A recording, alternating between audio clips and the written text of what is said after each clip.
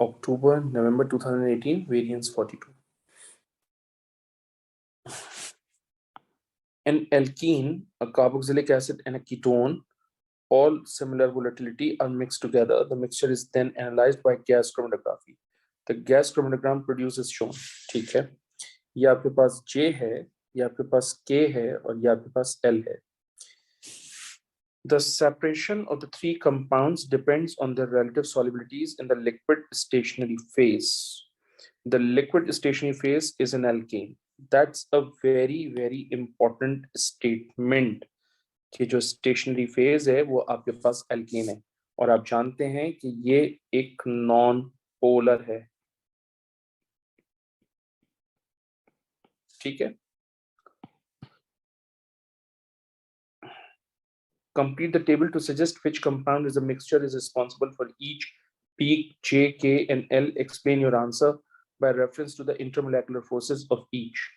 अच्छा जी, आप जानते हैं कि आपके पास जो एल्कीन है उसमें सिर्फ और सिर्फ इंड्यूस्ड डायपोल फोर्सेस होंगी.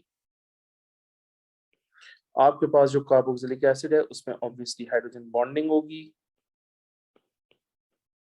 आपके पास जो कीटोन है उसमें परमानेंट डायपोल फोर्सेस होंगी. राइट, आप ये भी जानते हैं कि हाइड्रोजन बॉन्डिंग जो है वो स्ट्रॉन्गेस्ट होगी.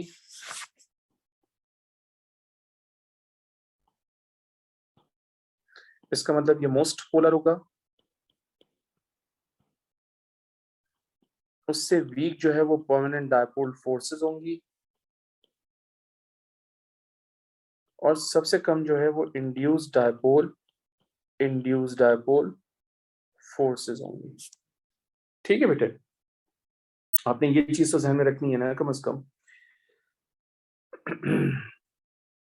अब जाहिर सी बात है कार्बोक्सिलिक एसिड अगर मोस्ट पोलर है तो वो सबसे कम डिस्टेंस ट्रेवल करेगा. तो जे ने सबसे कम डिस्टेंस ट्रेवल किया है क्योंकि स्पेक्ट्रम जो है वो from left to right start हुआ है. इसका मतलब जे क्या है, आपका कार्बोक्सिलिक एसिड है.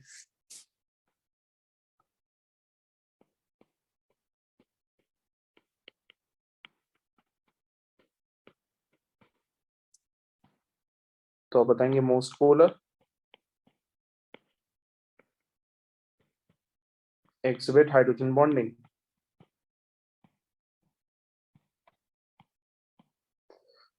फिर आप जानते हैं कि permanent dipole forces is stronger than induced dipole forces.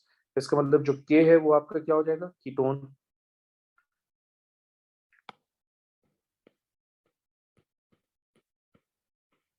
ठीक है, तो आप बताएंगे less polar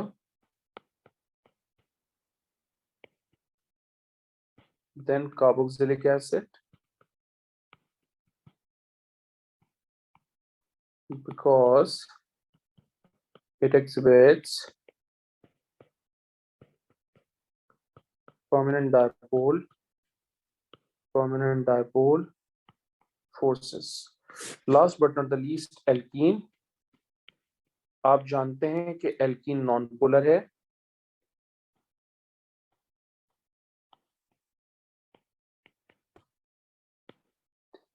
Exhibit only induced dipole forces. Exhibit only induced dipole forces. ठीक है, आप जानते हैं कि एल्कीन जो है वो नॉन पोलर है. राइट, और एल्केन भी नॉन पोलर है.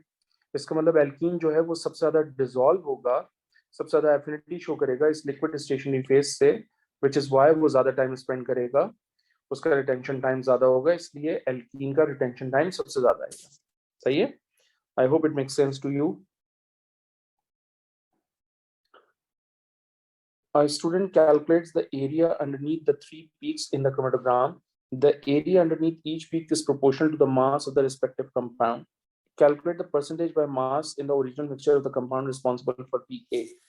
बेटा यहां से आपके पास टोटल एरिया कितना आ रहा है,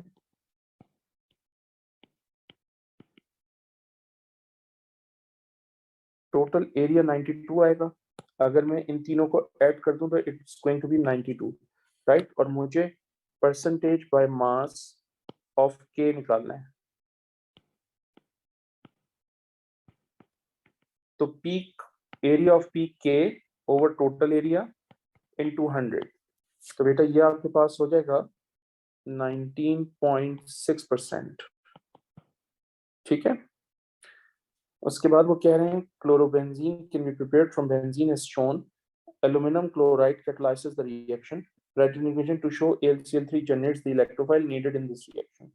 तो बेटा आप लिखेंगे Cl2 और फिर आप लिखेंगे AlCl3, ये दोनों आपस में रिएक्शन करेंगे, कन्वर्ट होंगे AlCl4 negative plus Cl positive में।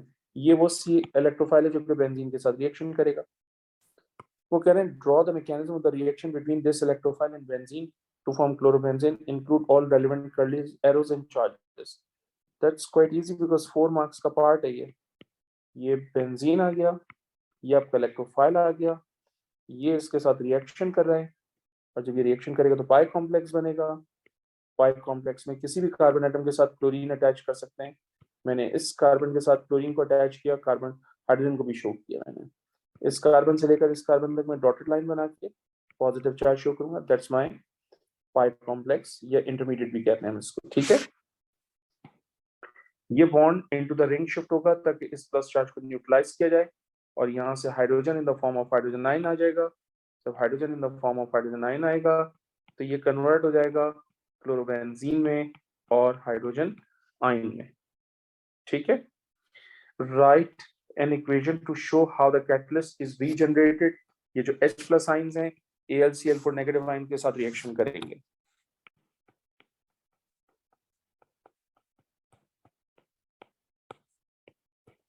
तो ये कन्वर्ट हो जाएगा बेटा आपके पास AlCl3 प्लस HCl में। ठीक है।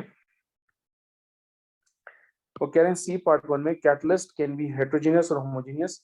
What is mean by homogeneous catalyst?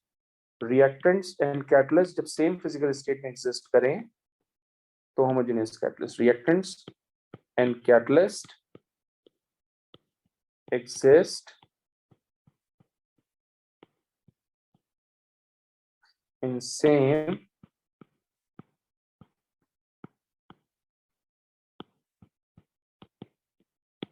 physical state। ठीक है। Complete the table by placing one tick in each row to indicate the mode of action of the catalyst in each reaction. Rhodium in the removal of NO2 from exhaust gases of car, it is obviously heterogeneous। ठीक है। Iron 3 ions in this reaction, it is obviously homogeneous। अगर आपको notes याद हो तो आपको ये दोनों चीजें पढ़ाई हैं हमने। Complete the electronic configuration of copper and copper ions। ये हो जाएगा आपके पास 3d6, 3d10 हो गया और 4s1 हो जाएगा। अब जाहिर सी बात है कॉपर 2 आयंस है तो 4s में से एक इलेक्ट्रॉन चला जाएगा, 3d में से भी एक इलेक्ट्रॉन चला जाएगा, 3d में से 9 रह जाएंगे आपके पास। राइट। फिर वो कह रहे हैं आपसे the 3d orbitals in an isolated common ions are degenerate। Explain what is mean by the term degenerate in this context।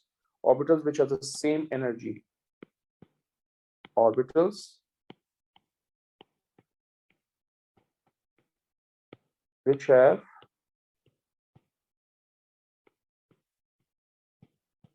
same energy।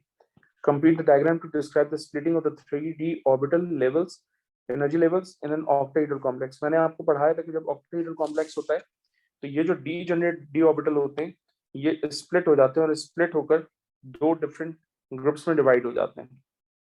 एक होता है लोअर एनर्जी ग्रुप और उस लोअर एनर्जी ग्रुप में 3 ऑर्बिटल्स का पेयर आता है, और एक होता है हायर एनर्जी ग्रुप जिसमें 2 ऑर्बिटल्स का पेयर आता है। Right.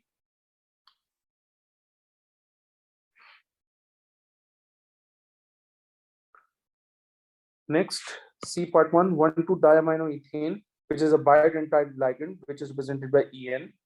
Or explain what is mean by the term bidentate। Bidentate का मतलब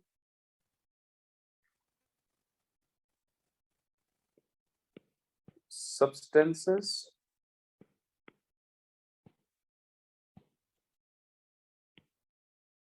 which donate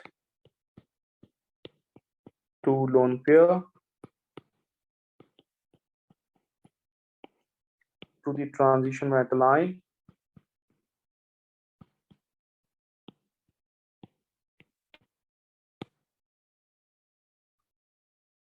ठीक है.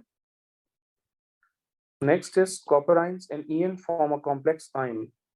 3 bidentate ligand है, इसका मतलब इसमें octahedral geometry होगी, cis trans isomerism होगा. Draw 2, optical isomerism होगा. Draw 2 optical isomers of this complex ion. You may use this to represent EN. ठीक है. That's quite easy. ये आपका N है, ये भी N है, ये भी N है, ये भी N है, ये भी N है, ये भी N है. सारे के साथ अटैच कर देते हैं N, और फिर हम इसको कनेक्ट कर देते हैं. ये कनेक्ट हो गया बेटा. You can connect these two. You can connect these two. ठीक है.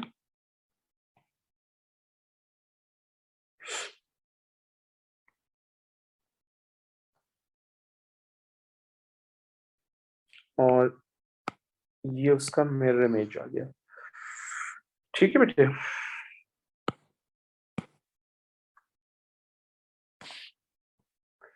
Third question, the reaction scheme shows some reactions of cobalt 2 ions. Write the formulae of the following species. A. बेटा अगर आप इस कंपाउंड को एक्सेस एक्वस अमोनिया से treat कर रहे हो तो लिगैंड सब्स्टिट्यूशन रिएक्शन होगा. तो जब लिगैंड सब्स्टिट्यूशन रिएक्शन होगा ये सारे के सारे लिगैंड डिस्प्लेस हो जाएंगे क्योंकि अमोनिया इन दोनों से स्ट्रॉन्गर लिगैंड होता है. और इस तरह से आपके पास कोबाल्ट अमोनिया टेकन 6 2+ बनेगा. ठीक है. उसके बाद वो बी कह रहे हैं, आप जानते हैं कोबाल्ट 2 आयंस कार्बोनेट आयंस के साथ रिएक्शन करेंगे तो कोबाल्ट कार्बोनेट बना लेंगे. State a suitable reaction for reaction 1. भाई रिएक्शन 1 में क्या हो रहा है? प्रेसिपिटेशन हो रही है, राइट. कोबाल्ट 2 हाइड्रोक्साइड की प्रेसिपिटेट बन रहे हैं, इसका मतलब NaOH से रिएक्शन हो रहा होगा, जस्ट लाइक हम कॉपर में करवाते हैं. Right an equation for the reaction 2. Reaction 2 के लिए इक्वेशन देखिए, ये हो जाएगा cobalt H2O taken 4 OH taken 2 plus 6 ammonia.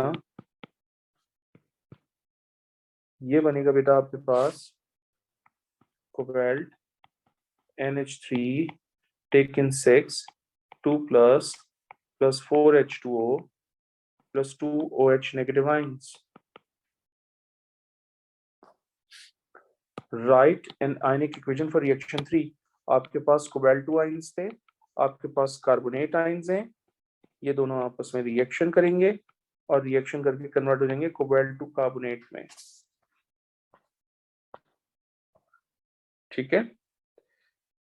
अच्छा इससे रिएक्शन करवाया. ओके चलें ये बना देते हैं.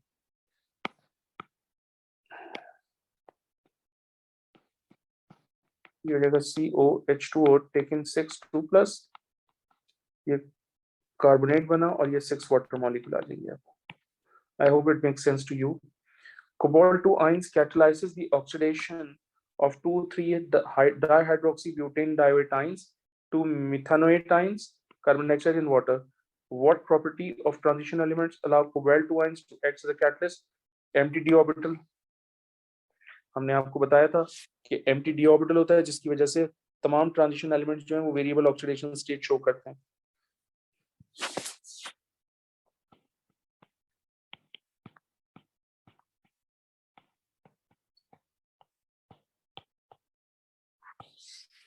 Variable oxidation state due to presence of d orbital.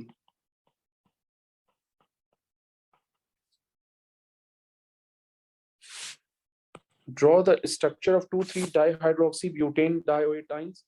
2,3-dihydroxybutane diode ions. बेटा कितने कार्बन एटम है? ब्यूटेन कह रहा है ना आपसे,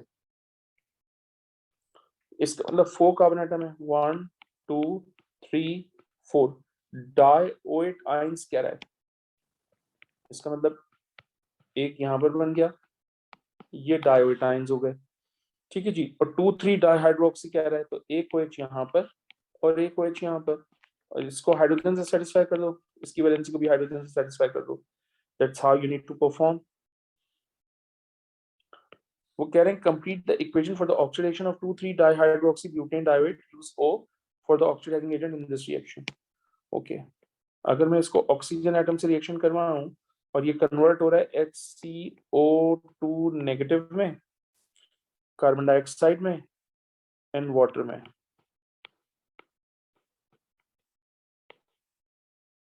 सही है जी। कार्बन कितने हैं हमारे पास? 4। अगर 4 कार्बन है मेरे पास तो इसका मतलब मैं यहाँ पर भी 2 लगाऊंगा और मैं यहाँ पर भी 2 लगाऊंगा। मेरे पास चार्ज कितना है? 2 माइनस। तो देखें यहाँ 2 लगाने से मेरे पास चार्ज 2 माइनस हो गया। Let's count oxygen atom here.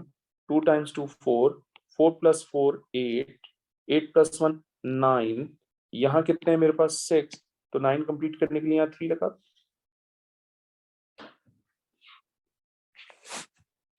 ठीक है। Platen displays cis trans isomerism. Draw the structure of these cis trans. तो बेटा प्लेटिन, और उन्होंने हमें 3 डायमेंशनल नहीं बोला तो हम डायरेक्ट इस तरह से बना देते हैं, कोई मसला ही नहीं है अब हमारे लिए, क्योंकि उन्होंने 3 डायमेंशनल टर्मिनोलॉजी यूज नहीं की, राइट। तो हम इस तरह से बना देंगे, डॉटेड लाइन पिरामिड बनाने की जरूरत नहीं है।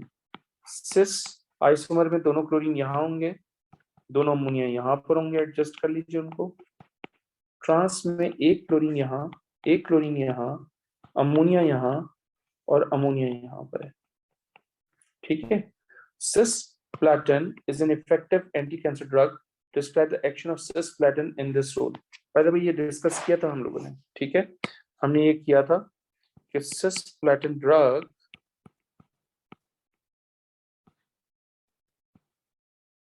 forms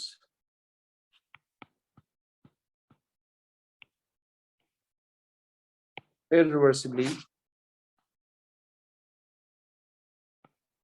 dative bond with Cornell base of DNA.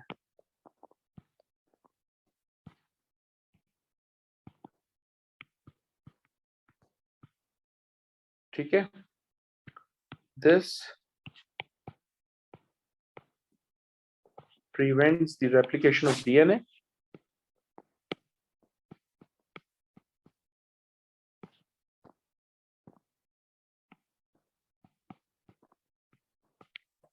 ठीक। फिर वो कह रहे हैं आपसे the use of cisplatin can cause side effects, so carboplatin has been developed. Carboplatin can be synthesized from cisplatin by replacing the 2 chloride ions ligand with a single cyclobutane 1,1 dicarboxylatine ligand as shown. Okay, ठीक है। Suggest a structure for carboplatin and draw it in the box. Okay, so ये attach हो जाएगा chlorine की जगह पे। तो हम सबसे पहले तो प्लैटिनम लिखते हैं, एक अमोनिया यहाँ, एक अमोनिया यहाँ। ठीक है बेटे, ये ऑक्सीजन एटम नेगेटिवली चार्ज है तो बॉन्डिंग इन्हीं के थ्रू होगी। ठीक,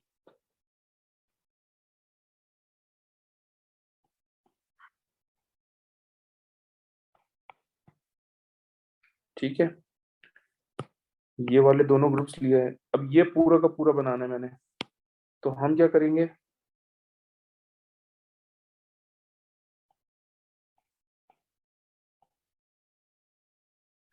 उस तरह से लिख देंगे। I hope it makes sense to you.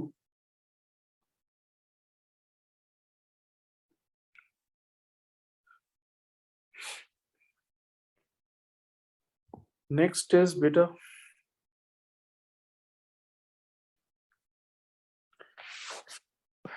calcium nitrite reacts readily with water to form a white precipitate suspended in an alkaline solution. The oxidation number of nitrogen does not change during the reaction. Construct an equation for the reaction of calcium nitrite with water. Okay, तो सबसे पहला है calcium nitrite CaN3N2 और हम उसको water के साथ reaction करवा रहे हैं, तो ऑब्वियसली बेटा ये कन्वर्ट हो जाएगा कैल्शियम हाइड्रोक्साइड में और अमोनिया में। अब यहाँ पर क्योंकि 3 कैल्शियम है तो बैलेंस करने के लिए मैंने यहाँ पर 3 लगा दिए। यहाँ एक्चुअली 2 नाइट्रोजन है, इसलिए बैलेंस करने के लिए मैंने यहाँ पर 2 लगा दिया है। अब हाइड्रोजन कितने हो गए यहाँ पर आपके पास, 3 टाइम्स 2, यहाँ हो गए 6, यहाँ भी हो गए 6, टोटल 12 हो गए। तो 12 करने के लिए यहाँ पर 6 लगा दीजिए। फिर आपके पास the enthalpy changes of solution of hydroxides for the group 2 elements become less endothermic down the group. State and explain the trend in the solubilities of the group 2 hydroxides.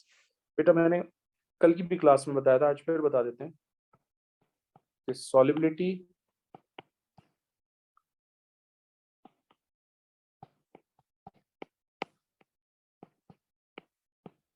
increases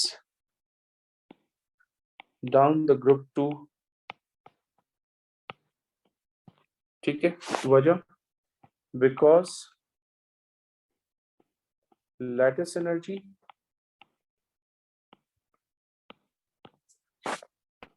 and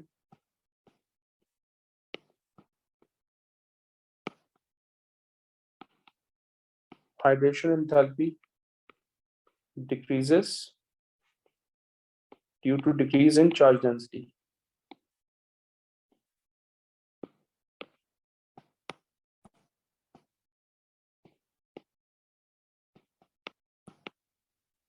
Thus, lattice energy decreases more significantly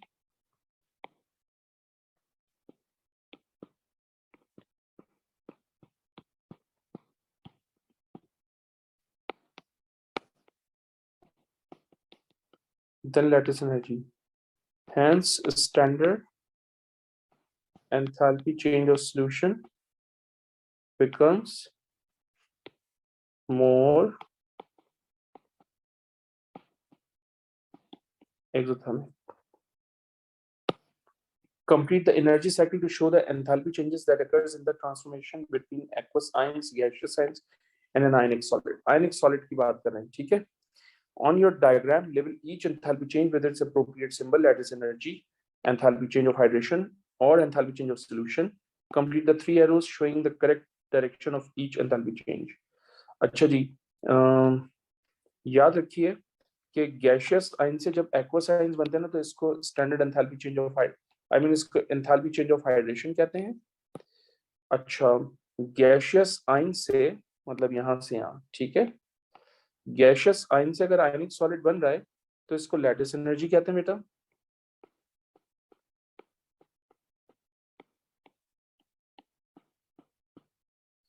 ठीक, और अगर आयनिक solid को large amount of water में dissolve करके aqueous ion बनाया जाए तो इसको standard enthalpy change of solution कहते हैं।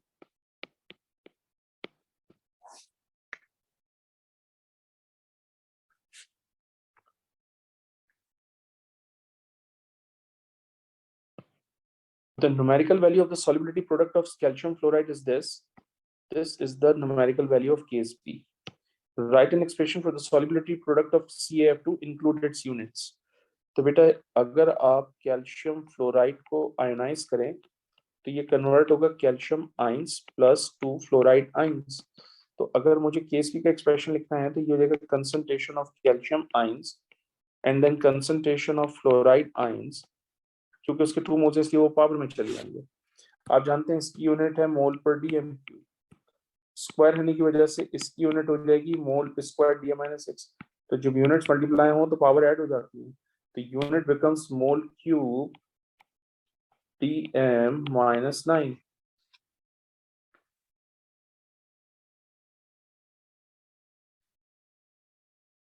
ठीक है, calculate the solubility of calcium fluoride at 298 Kelvin। सो भाई सीधी सी बात है,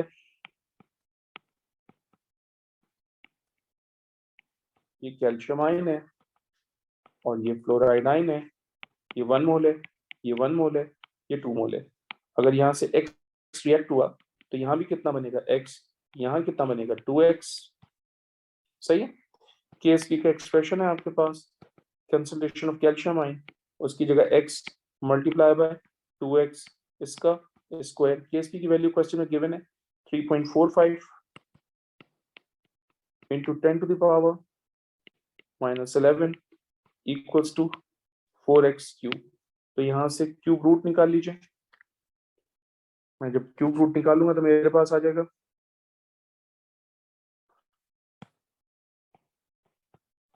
2.05 इंटू 10⁻⁻⁴ और यूनिट होगी इसकी बेटा मोल पर DM cube.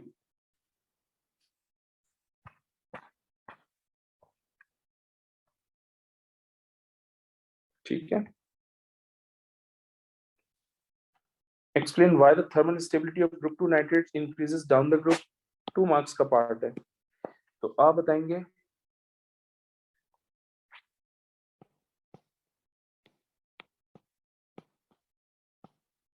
Down the group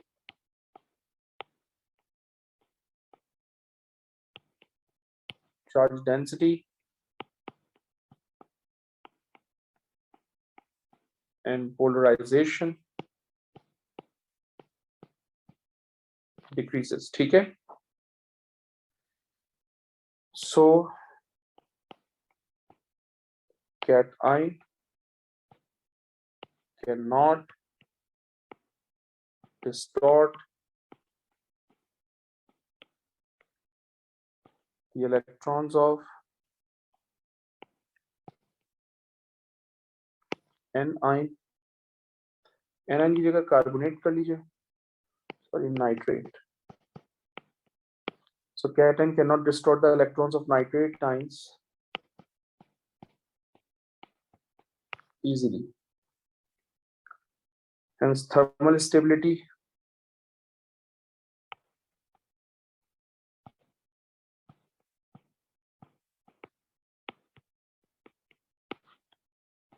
increases। Sodium nitrite is a decomposition product from heating sodium nitrite. A student analyzed a sample of sodium nitrite by titration with aqueous cerium 4 ions. The equation for the titration reaction is shown. Equation important है। For Canon 0.138 gram of impure sodium nitrite was dissolved in water and made up to 100 cm cube in a volumetric flask. For Canon 25 cm cube of this solution required 21.80 cm cube of 0.04 mole per dm cube of cerium ions to reach endpoint. You should assume impurity does not react with cerium ions. Calculate the percentage purity of the sample of sodium nitrite। तो मुझे cerium ions की concentration और volume given है, तो मैं सबसे पहले cerium ions के मोल्स कैलकुलेट कर लेता हूं।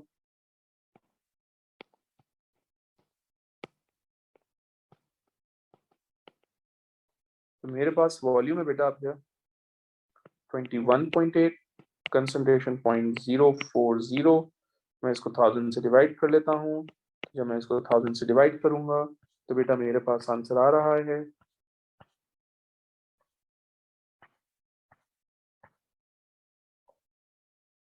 8.72 इंटू 10⁻⁻⁴ मोल्स। ठीक है। मैं जानता हूं कि सेरियम आयन और नाइट्राइट आयंस में 1:2 का रेशो है। ठीक है। तो बेटा सेरियम आयंस और नाइट्राइट आयंस 2:1 के रेशो में एग्जिस्ट कर रहे हैं। अगर ये 8.72 इंटू 10⁻⁻⁴ मोल्स हैं, तो बताइए मोल्स ऑफ नाइट्राइट क्या होंगे।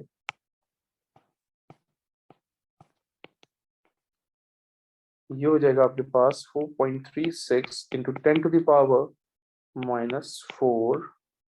मोल्स। और ये मोल्स हमने कितने वॉल्यूम में निकाले 25 cm क्यूब में। अच्छा हमने क्या किया था 25 cm क्यूब को कहां से लिया था 100 cm क्यूब में। तो अगर 25 में इतने मोल्स है तो 100 में कितने होंगे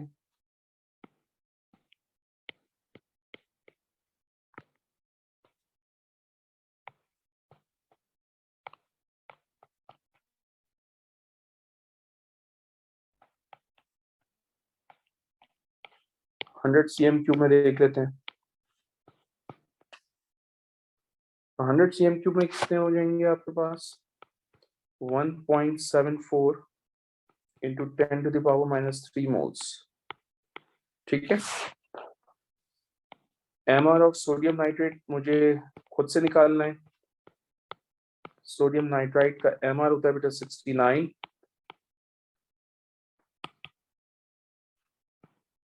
ठीक है, मैं मास कैलकुलेट कर लेता हूं अब यहां से।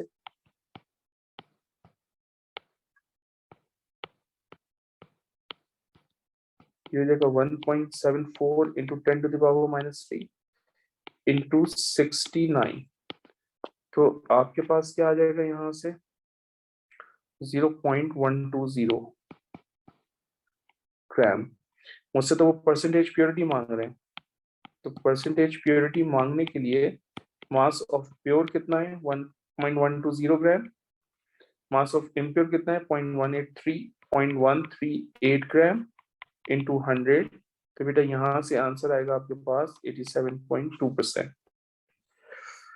सही है जनाब। Now the next is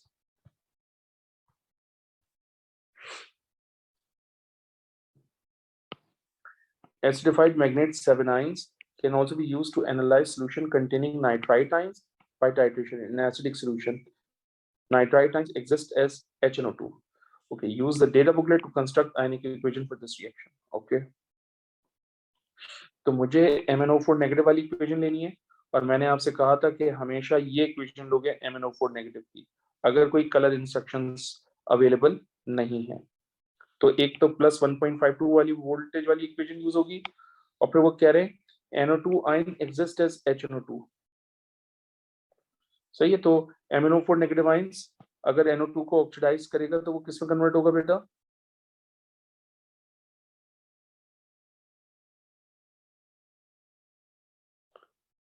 ये इक्वेशन भी यूज कर सकते हैं आप,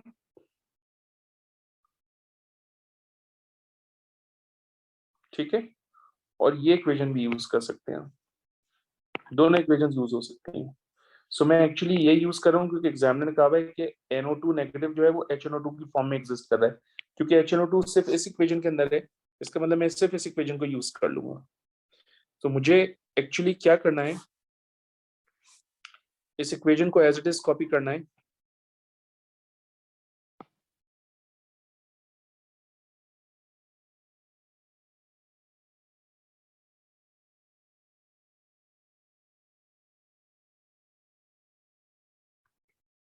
ठीक है, इसको हमने यहाँ कॉपी कर देना है।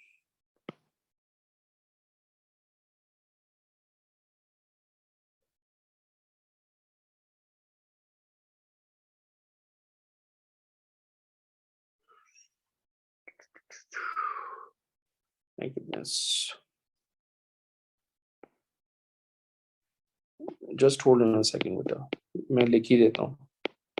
MnO4 negative plus 8H positive plus 5 electron arrow Mn2 plus plus 4H2। ठीक है,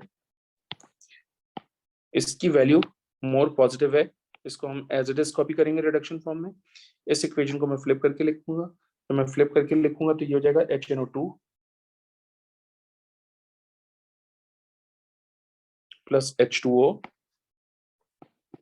फ्लिपिंग के बाद लिख रहा हूं मैं, हाँ, H2O plus HNO2 arrow nitrate plus 3 hydrogen ion, nitrate plus 3 hydrogen ion plus 2 electron, right.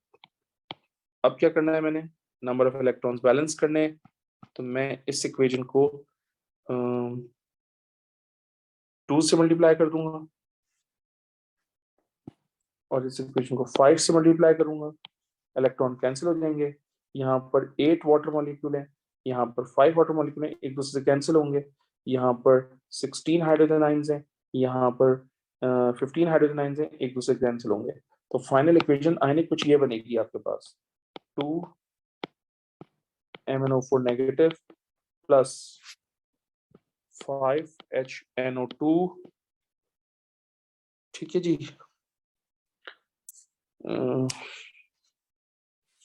15 to the 16, यहाँ से एक हाइड्रोजन आयन बचेगा बेटा, फिर होगा 5 nitrate plus 2 Mn2 plus plus 8 water molecule, 5 cancel होगा तो 3 वाटर मॉलिक्यूल लेफ्ट, राइट। और ये बेटा मेरा आंसर हो जाएगा। Use E naught value to calculate E naught cell, तो ये फॉर्मूला लगेगा बेटा E naught right minus E naught left, इस पे वैल्यू होगी plus 1.52 volt minus E naught left के अंदर क्या वैल्यू है बेटा 0.94 वोल्ट, तो यहां से ई नॉट सेल की वैल्यू क्या आ जाएगी plus 0.58 volt. Part D, nitrous acid is a weak acid with Ka value of 6.9 into 10 to the power minus 4 mole per dm cube at 298 Kelvin. Explain the difference between a strong acid and a weak acid. A strong acid ionizes fully.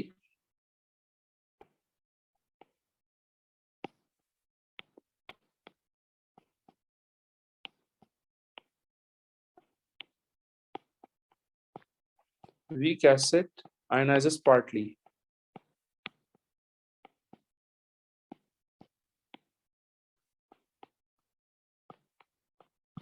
ठीक है, फिर वो कह रहे हैं right the expression for the acid dissociation constant Ka for nitrous acid. So बेटा nitrous acid है ना, ये है आपके पास, अगर मैं इसको आयनाइज करूंगा तो बेटा ये कन्वर्ट होगा H plus plus NO2 minus. अब इससे रिलेटेड मुझे Ka का एक्सप्रेशन लिखना है, तो ये हो जाएगा आपके पास Ka equals to concentration of hydrogen ion, concentration of NO2 negative ion over concentration of nitrous acid। फिर वो कह रहे हैं कैलकुलेट द pH of 0.1 मोल पर dm cube nitrous acid. pH equals to pKa, नहीं सॉरी एक minute, pH equals to minus log under root Ka times concentration of HNO2। Sir आपको कैसे पता चला कि HNO2 वीक एसिड है और आप वीक एसिड के लिए फॉर्मूला यूज करते हैं, आपको कैसे पता चला? बिकॉज उसके एसिड एसोसिएशन कांस्टेंट की वैल्यू गिवन है, इसका मतलब वो वीक है।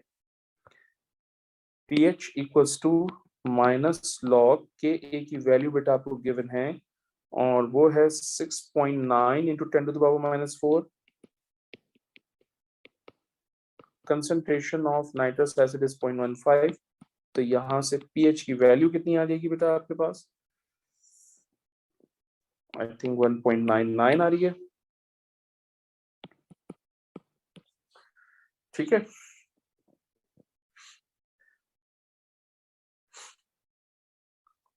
उसके बाद वो कह रहे हैं calculate the percentage of HNO2 molecule that are ionised in 0.15 mole per dm2। Guys आपने pH कैलकुलेट कर लिए, तो इस pH से कंसंट्रेशन ऑफ हाइड्रोजन आयन निकाल लीजिए।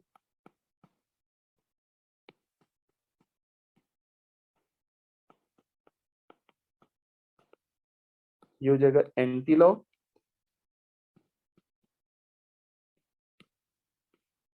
माइनस 1.99, तो यहां से हाइड्रोजन आयन की कंसंट्रेशन कितनी आ जाएगी बेटा 1.02 into 10 to the power minus 2 mole पर dm क्यूब, तो मैंने मोलर कर दिया। ठीक है, परसेंटेज आयनाइजेशन कैलकुलेट करना चाह रहे हैं, कितनी आयनाइजेशन हुई है इस कंसंट्रेशन के अंदर H आयन की 1.02 into 10 to the power minus 2। ठीक है, टोटल कंसंट्रेशन कितनी है 0.15 इंटू 100, तो यहां से आंसर क्या आएगा बेटा 6.7%। इसका मतलब आयनाइजेशन ना होने के बराबर, क्योंकि वीक एसिड है। Next, define what is mean by the term buffer solution. Solution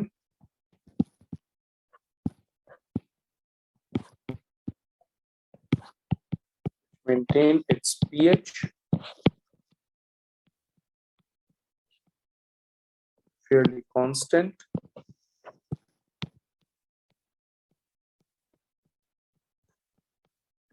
even upon the addition of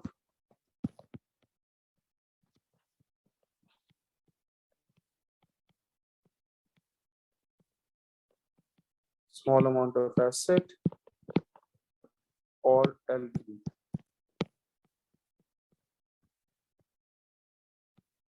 Write two equations to show how a solution containing a mixture of nitrous acid and sodium nitrate acts as a buffer.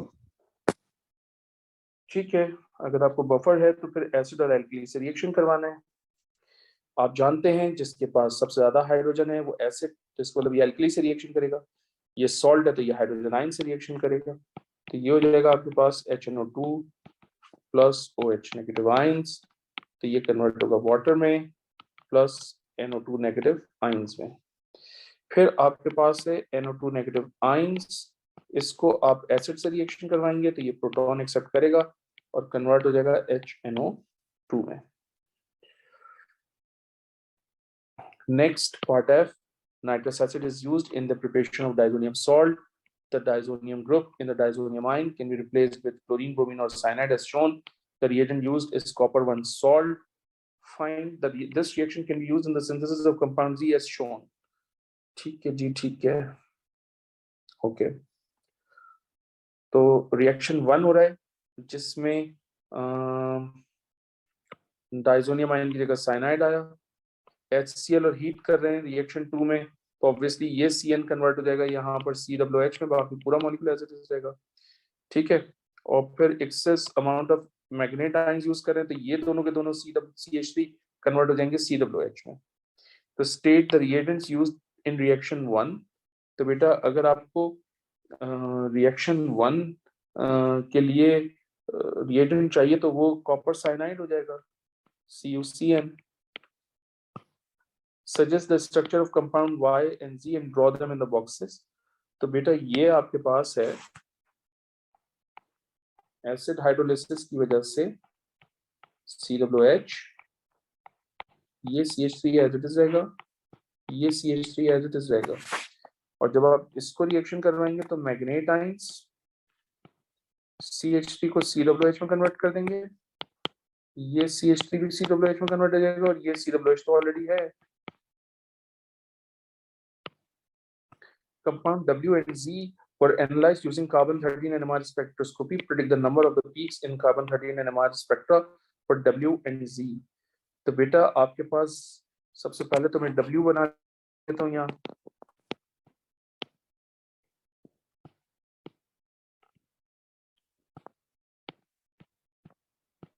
COH, CH3 और ये भी CH3. ठीक है,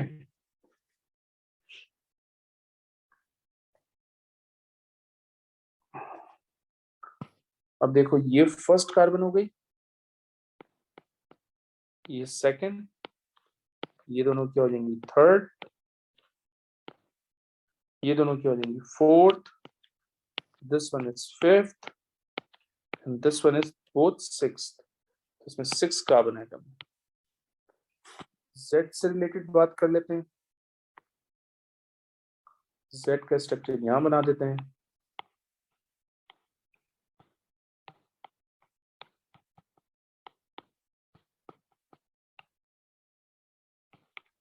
अच्छा, अब देखिए ये first carbon, ये भी फर्स्ट कार्बन, ये भी फर्स्ट कार्बन, क्योंकि सेम फंक्शनल ग्रुप है, राइट. एंड ऑब्वियसली ये तमाम कार्बन एटम्स भी क्या हो जाएंगी सेम, क्योंकि सेम फंक्शनल ग्रुप से अटैच है, राइट. और ये दोनों कार्बन एटम्स क्या हो जाएंगी थर्ड.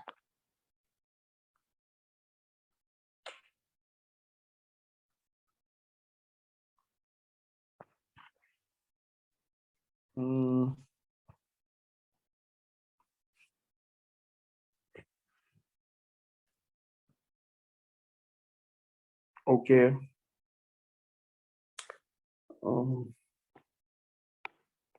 ये फोर्थ, 3 आ रही है, 1 2 3, ये भी 3, सही है. मेरे पास 4 आ रही है.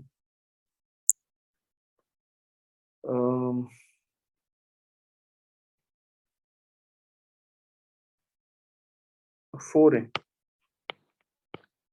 ठीक है.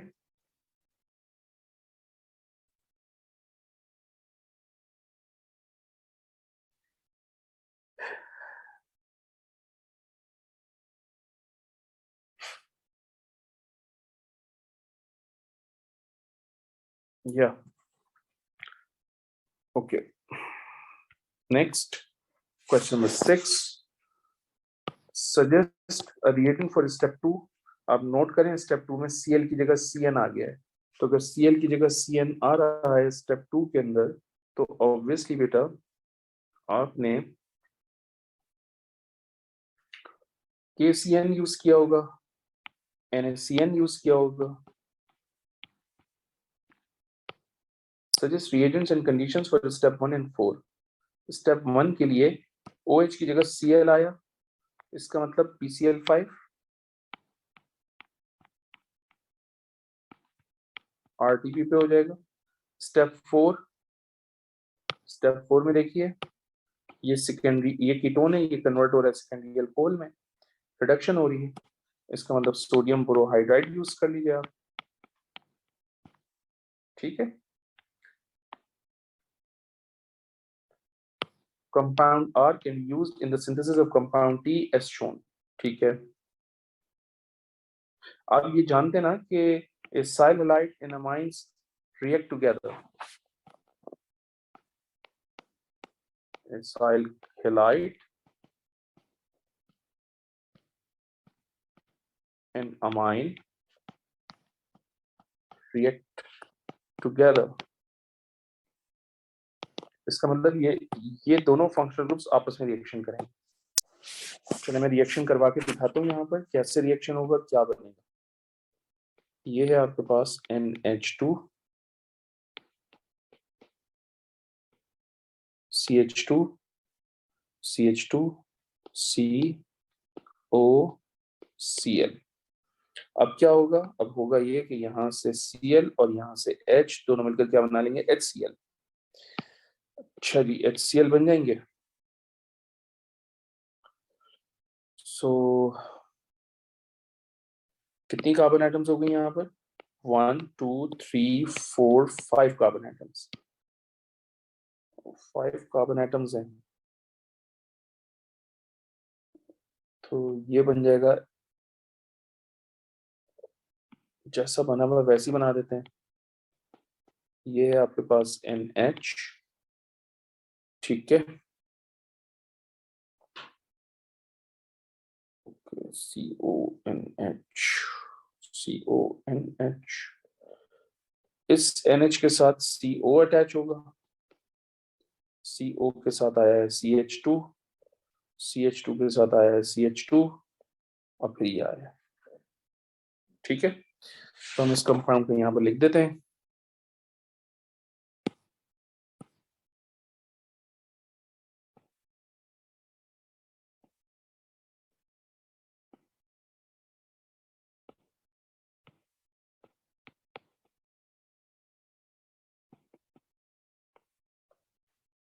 ठीक है, कुछ इस तरह का बनाया मैंने.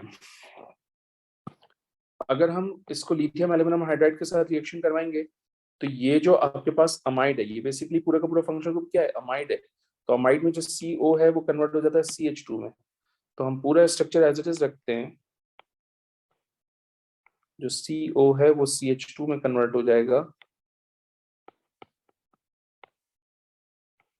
कुछ इस तरह से. ठीक है. Name the type of reaction for step 1 and step 2. Step 1 आपके पास न्यूक्लियोफिलिक सब्स्टिट्यूशन रिएक्शन है, इसको हम कंडेंसेशन भी रिएक्शन कह सकते हैं क्योंकि HCl का रिमूवल हो रहा है.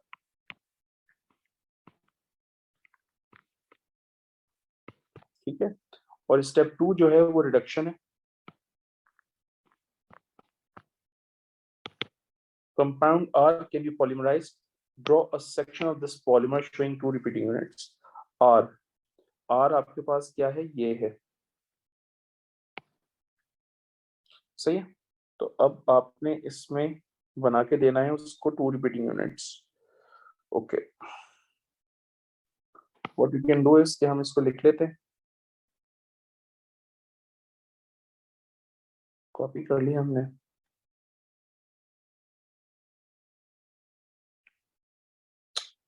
ये कहाँ से आ गया, वेट.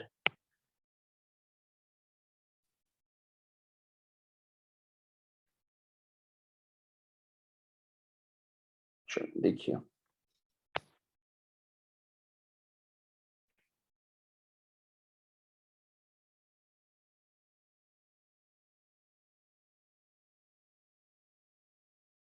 ठीक है, एक मतलब और लिख देते हैं।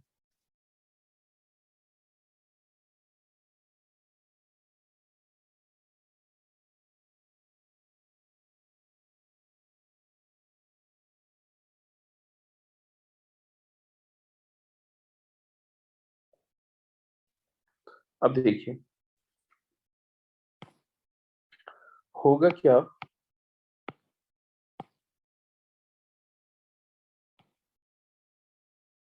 कि ये NH2 है, इसको मैं ओपन करके लिख रहा हूं, सही है। और ये जो NH2 है इसको भी मैं ओपन करके लिख देता हूं।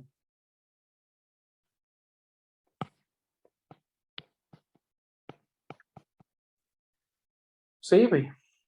तो अब होगा क्या, होगा ये कि यहाँ से Cl और यहाँ से H दोनों मिलकर क्या बना लेंगे, HCl। यहाँ से भी क्या रिमूव होगा, Cl, और यहाँ से क्या रिमूव होगा, H। तो अगर मैं इन दोनों का रिएक्शन करवा रहा हूं तो मेरे पास प्रोडक्ट ये बनेगी, NH, NH के बाद क्या है, CH, दिस वन, ये CH है बेटा, इस CH के साथ एक CH3 अटैच किया हुआ है हमने। फिर आपके पास CH2 है, फिर आपके पास CO है, इस CO के साथ ये NH आएगा, NH के साथ CH के साथ CH3, फिर 2 मरतबा CH2 आएगा और ये CO हो जाएगा, ये कंटिन्यूएशन। ठीक है, देखो एक मरतबा रिपीटिंग यूनिट यहाँ से लेकर यहाँ तक है और दूसरा रिपीटिंग यूनिट यहाँ से यहाँ तक है। ठीक है, next question number 7। Polyurethanes are polymers made by the reaction of a diisocyanate with the diol as shown. R1 and R2 are hydrocarbons groups. ठीक है, ये डायोल्स हैं, ये डाइसोसाइनेट्स हैं और ये अमाइड लिंकेज बन रहा है, इसका मतलब कंडेंसेशन पॉलीमराइजेशन हो रही है। Likewise, a polyurethane formed from the diisocyanate and diols. Give the molecular formula for P. My goodness, molecular formula for P आपको चाहिए, तो P का मॉलिक्यूलर फॉर्मूले के लिए हम कार्बन काउंट करते हैं 1 2 3 4 5 6 7 8 9 10 11 12 13 14 15। कार्बन 15 हो गए मेरे पास। हाइड्रोजन काउंट कर लेते हैं 1 2 3 4 5 6 7 8 9 10। 10 हाइड्रोजन एटम्स हैं। ऑक्सीजन मेरे पास कितने हैं, 2। नाइट्रोजन मेरे पास कितने हैं, 2। Draw the repeating unit of Lycra.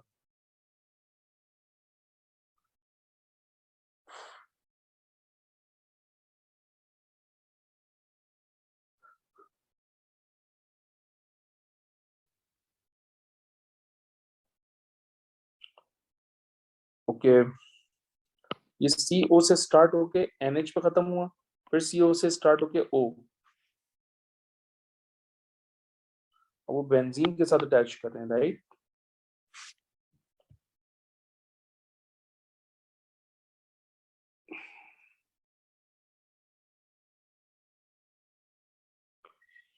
तो बेटा ये बनेगा आपके पास बॉन्ड कंटिन्यूएशन CONH, फिर आ जाएगा आपके पास बेंजीन रिंग, फिर आपके पास आ जाएगा CH2, फिर आ जाएगा आपके पास बेंजीन रिंग। बेंजीन रिंग के बाद आपके पास क्या आएगा बेटा, NH, NH के बाद क्या है आपके पास CO, और फिर डायोल से रिएक्शन करवा रहा है वो इस वाले से, इसको कनेक्ट कर दीजिए CO के साथ O, then CH2 and then O, और ये बॉन्ड कंटिन्यूएशन। ठीक है,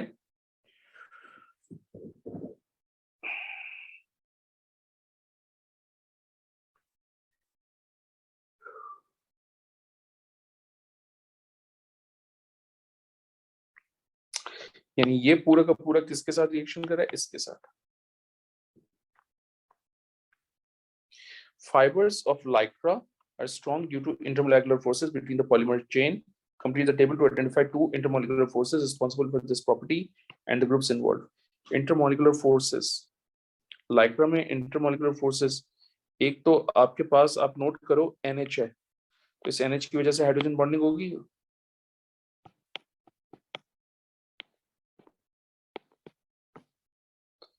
ग्रुप्स इन्वॉल्व, इसकी वजह से होगी ना, CO and NH. और दूसरी बेटा आपके पास है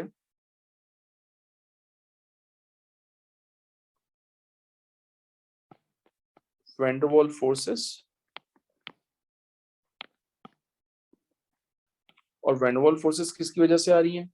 इस हाइड्रोकार्बन चेन की वजह से आ रही हैं, राइट. तो आप लिखिए benzene CH2. Name one example of each of the following polymer. Synthetic polyamide, nylon. Synthetic polyester, terylene. Conducting polymer, polyethylene. Non-solvent based adhesive, वैसे ही अब सिलेबस में नहीं है, बट मैं फिर भी बता देता हूँ. epoxy resins, not in course, not in syllabus anymore. ठीक है, तो non solvent based adhesives are not the part of the course, इसलिए हमने इसको कैंसिल कर दिया, लेकिन फिर भी मैंने एग्जांपल दे दी क्योंकि किसी जमाने में ये सिलेबस में होते थे. ठीक है, next is question number 8. Chloramine can be used in the treatment of drinking water to kill bacteria. Excess chloramine in water is destroyed using UV light. The mechanism for the reaction involves free radicals. ठीक है, उसके बाद वो कह रहे हैं what is meant by the term free radical? Species having odd electron or a single electron.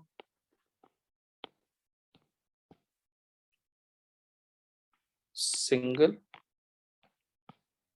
unpaired electron.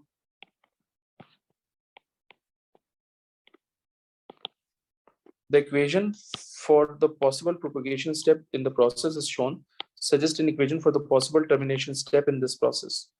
Termination step करना है आपने, तो termination step के लिए ये हो सकता है कि आपके पास क्लोरीन रेडिकल हो और आपके पास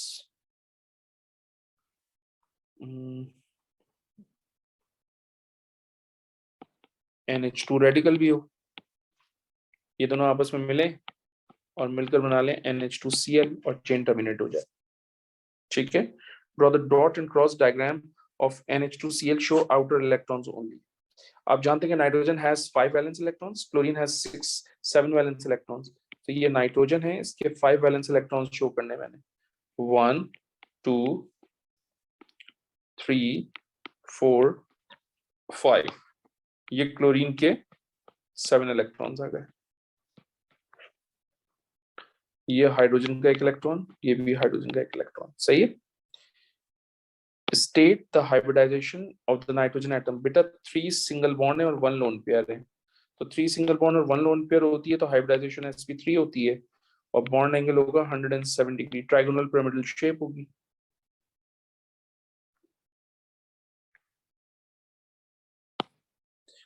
Some values of standard enthalpy changes of formation and standard entropies are given below.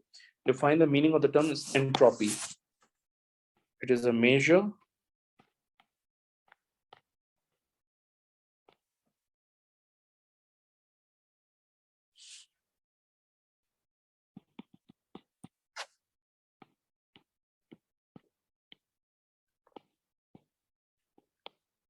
of the disorderliness of the system.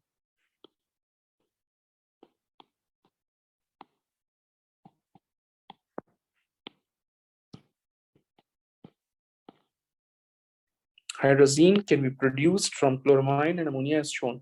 Calculate the standard entropy change. Product minus reactant. अब प्रोडक्ट में N2H4 है, इसकी entropy की value given है plus 237 HCl है आपके पास 187 minus reactant आपके पास है NH2Cl प्लस 241 और अमोनिया है आपके पास 198। ठीक है, और सारे 1 मोल है इसलिए किसी भी वैल्यू को मैंने मल्टीप्लाई नहीं किया। तो मैं अगर इसको कैलकुलेट करता हूं तो मेरे पास आंसर आएगा -15 joules mole inverse kelvin inverse. मैं यहाँ लिख देता हूँ -15। उसके बाद वो कह रहे हैं calculate the standard enthalpy change for this reaction. Okay, so बेटा मेरे पास delta okay okay okay okay okay याद रखिए मेरे पास फॉर्मेशन का डेटा गिवन है। So what we can do is, मैं इक्वेशन दोबारा से लिखता हूँ, ये NH2Cl प्लस अमोनिया, ये मुझे कैलकुलेट करने के लिए कह रहे हैं N2H4 प्लस HCl। क्योंकि फॉर्मेशन का डेटा है इसलिए मुझे कॉन्स्टिट्यूएंट एलिमेंट्स चाहिए, nitrogen, hydrogen and chlorine. Arrow upward कर दीजिए क्योंकि फॉर्मेशन का डेटा गिवन है।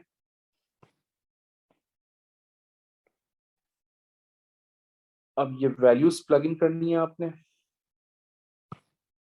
तो देखें NH2Cl की वैल्यू है +80.1, अमोनिया की वैल्यू है -45.9, N2H4 है +95.4 और HCl है मेरे पास -92.3। क्लॉकवाइज डायरेक्शन में एरो, वैल्यूज को अरेंज कर देते हैं। सो ये हो जाएगा x plus 80.1 plus -45.9 minus +95.4 minus -92.3 equals to 0। तो यहाँ से डेल्टा H की वैल्यू बेटा कितनी हो जाएगी, -31.1 किलो जूल्स। फिर वो कह रहे हैं calculate the standard Gibbs free energy change for this reaction at 298 kelvin. तो standard Gibbs free energy change का फॉर्मूला है delta G naught equals to delta H naught minus T delta S naught symbol. Delta H की value -31.1 है, minus temperature 298 kelvin दे दिया examiner ने question में। Delta S not की value आपने निकाली है, वो है -15। वो जूल्स में होती है, उसको किलो जूल्स में कन्वर्ट करने के लिए मैं 1000 से डिवाइड कर लूंगा। तो मेरे पास यहाँ से डेल्टा G की वैल्यू आ जाएगी -26.6 किलो जूल्स पर मोल। मैं यहाँ लिख देता हूँ -26.6 किलो जूल्स पर मोल। फिर वो कह रहे हैं explain with reference to delta G naught why this reaction becomes less feasible at higher temperature। तो जाहिर सी बात है हायर टेम्परेचर के ऊपर T delta S not term जो है वो मोर नेगेटिव होगी, और जब ये मोर नेगेटिव होगी तो डेल्टा G की वैल्यू जो है वो मोर पॉजिटिव हो जाएगी, और जब मोर पॉजिटिव हो जाएगी तो वो फीजिबल नहीं होगा।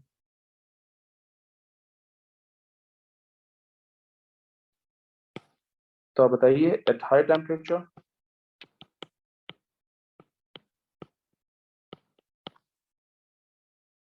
T delta S naught term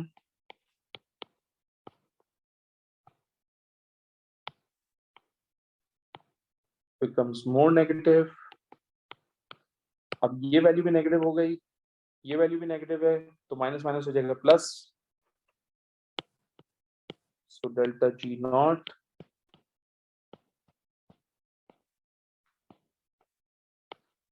becomes more positive।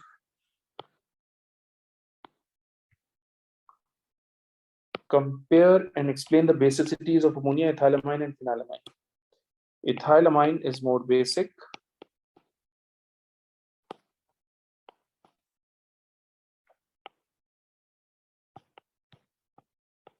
because lone pair of nitrogen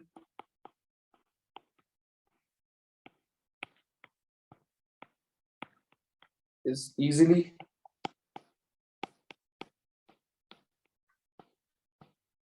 available for protonation due to the positive inductive effect of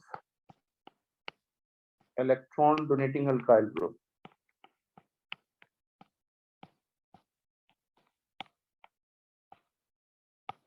ठीक है, लोन पेयर किस तरह से करने, फिनाइलमाइन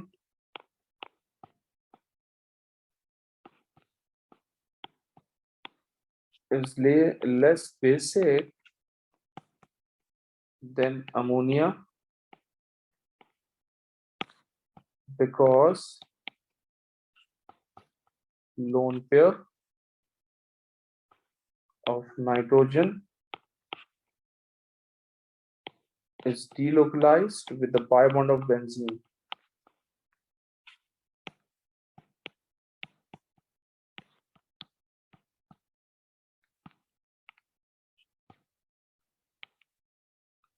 Hence,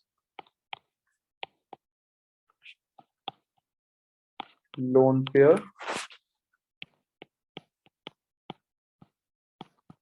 is not easily available for protonation. आपने most और least किया, ammonia automatically solve हो गया बेटा, ठीक है। तो आप यहाँ पर एक स्टेटमेंट दे सकते हैं कि इथाइल एमाइन मोस्ट बेसिक, उससे कम जो है वो अमोनिया, और सबसे कम जो है वो फिनाइलमाइन, ये दे दीजिए।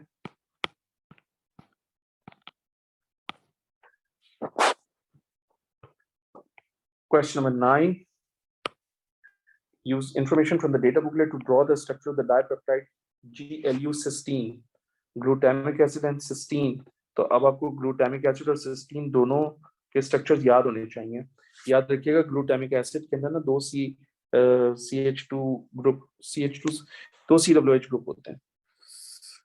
ओके, ग्लूटामिक एसिड का ये NH2 होगा बेटा।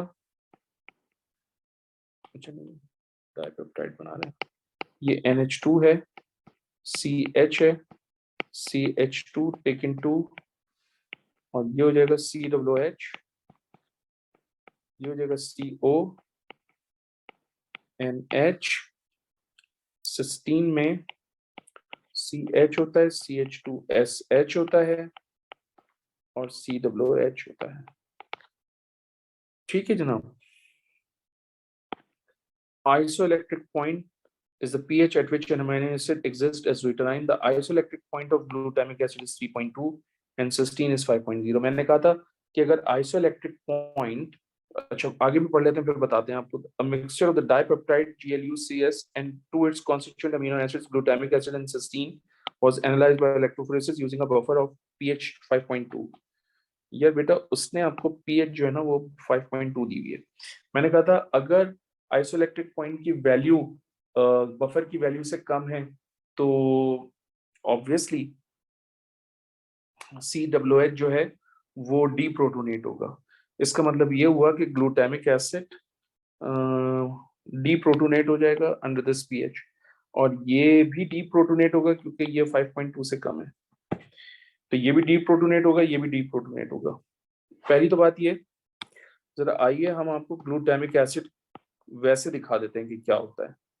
CH COH अलर्ट रहना, CH2 टेकन 2 COH, और ये आपका NH2, ये ग्लूटामिक एसिड है, ये GLU है। जब आप डीप्रोटोनेट करोगे तो उसमें दोनों के दोनों C डबल ओ नेगेटिव में कन्वर्ट हो जाएंगे। ये हो जाएगा NH2, this is CH, this is C double O negative, this is CH2 taken 2, और this is C double O negative. ठीक है, ये GLU आ गया अंडर दिस pH डीप्रोटोनेट होने के बाद। अब आपके पास सिस्टीन है। अब जब सिस्टीन डीप्रोटोनेट होगा, अब पहले तो सिस्टीन का स्ट्रक्चर देख लो, ये आपके पास NH2 CH COOH, CH2SH। अब आपने इसको डीप्रोटोनेट किया तो ये हो जाएगा बेटा convert NH2CH, CW negative, CH2SH। ठीक है, ये डीप्रोटोनेट हो गया। Alright, just give me a second बेटा। ऑलराइट, सो आप नोट करें इस GLU पे 2- चार्ज है, it will deflect most, it will cover the most distance, so GLU is represented by E. It has -1 charge, so again it will deflect towards positive terminal and it will cover less distance as compared to E, so F is cysteine, E जो है वो glutamic acid,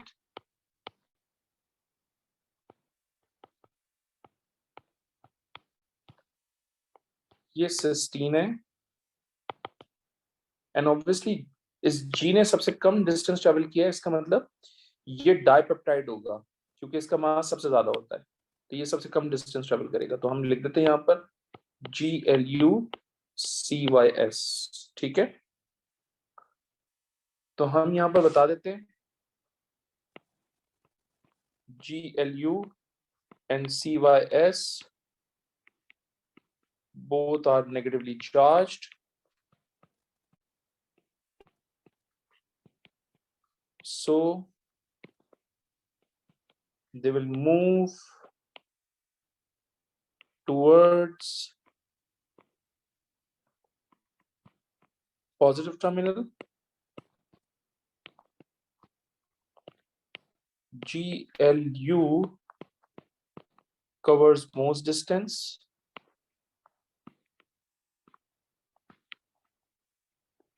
as it has -2 charge.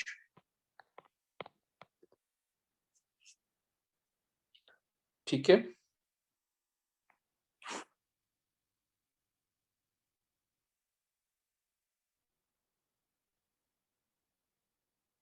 Okay,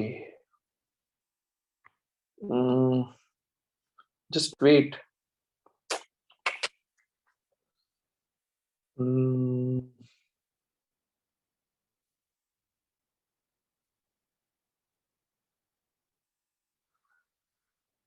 okay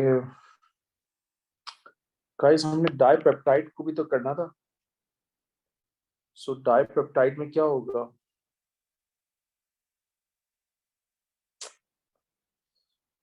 okay,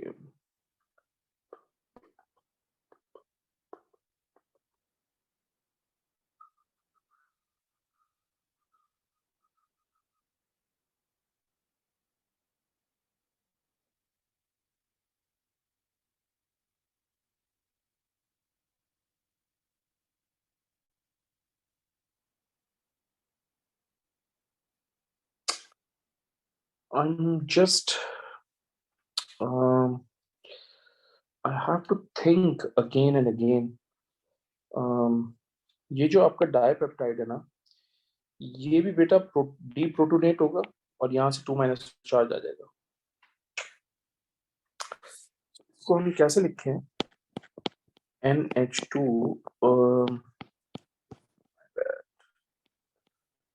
CH2 taken 2 and CW negative. This is CONH, CH, CH2SH,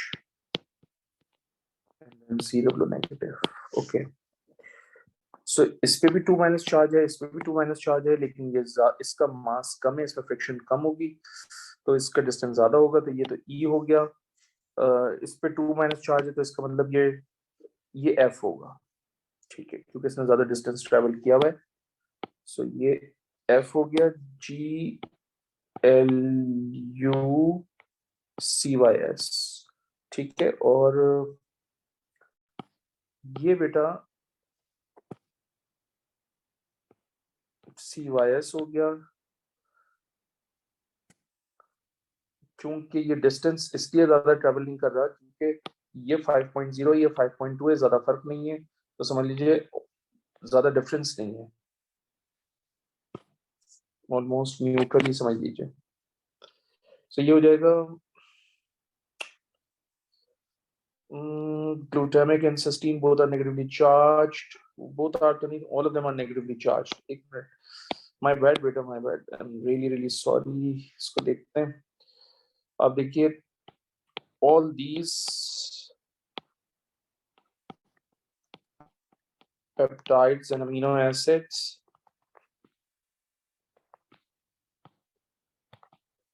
are negatively charged,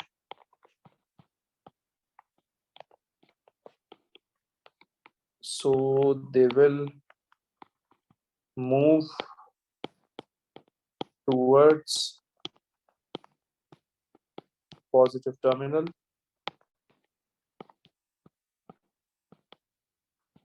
due to smallest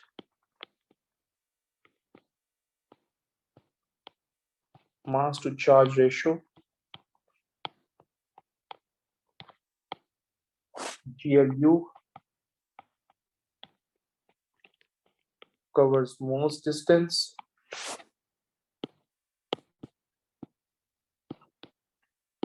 as it has -2 charge. Cysteine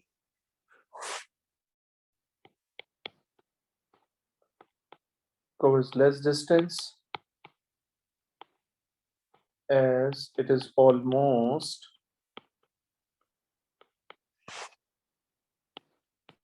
neutral because of its isoelectric point pH, that is 5.2.